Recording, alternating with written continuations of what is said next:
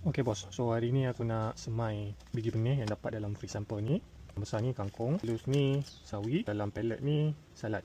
Aku akan semai dalam grow cube ni lah. Untuk proses semai ni perlukan biji benih, grow cube, air. Baja EB tak perlu lagi.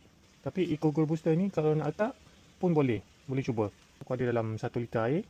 Eco Grow Booster ni tengok sini untuk semaian 1 liter air 3 ml. Dekat ni 3-4 ml.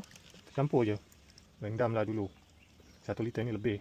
Basahkan grow cube ni dan biarkanlah dalam 5 minit 10 minit. Okey, aku dah rendam dalam 10 minit. Pertama ialah salad ni. Cara nak semai ialah satu lubang ni letak satu je untuk salad ni.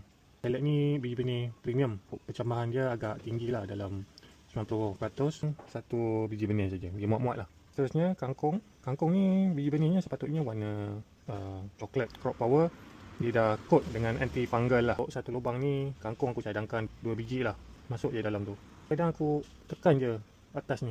Bolehlah 3 satu ni sebab kangkung tumbuh menegak, tak makan space sangat lah. Balance ni aku nak semai sawi. Sawi ni biji benihnya sangat halus. Satu lubang ni aku cadangkan 3 ke 4. Dia halus je.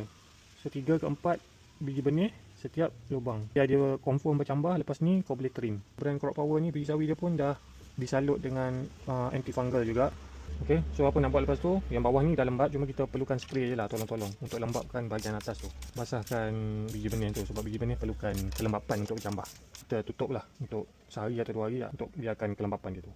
So aku guna nota ni untuk take note lah. So hari ni aku semai 14 hari bulan 4. Yang ni pun aku letak 14 hari bulan 4. Aku semai, aku tak letak baja apa-apa. Ni baja A, ni baja B. Aku tak letak apa-apa, cuma aku letak Eco Grow Booster je lah.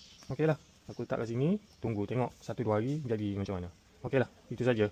So biji benih yang korang dapat free tu, kali guna je memang tak habis. Ni macam satu ni 3 kali kot. 3 kali lah maksimum. Okey lah, itu saja. Sekali lagi,